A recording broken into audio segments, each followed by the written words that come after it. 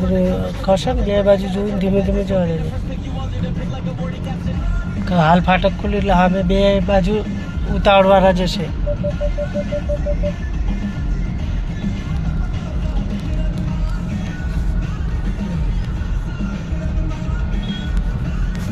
ધીમે ધીમે ખાલી બ્રેક ઉપર જ હેડજો. સ્લો સ્લો જો અંદર દબાવશે. હા ઊભો રહીને એને જવા દેશે. એને અંદર ઘૂસવા દે. ઉતાવળવાળો છે, જગ્યા નહીં તો એ ઘૂસાશે. ખ્યાલ આવે?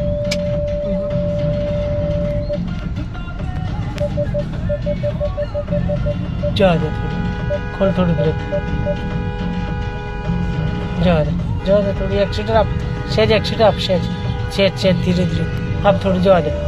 ધીમે ધીમે જવા દે. ધીમે ધીમે જવા દે. આપે થોડું શું કર સીધી જવા દે. થોડી રાઈટ રાખ. જવા દે રાઈટ.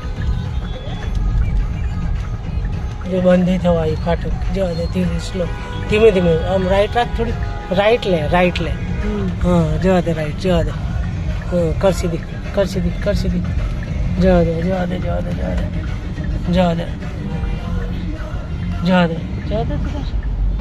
ઓટો બ્રેક બંધ થઈ રહ્યા છે. હા જવા દે આપે. જવા દે દીધે.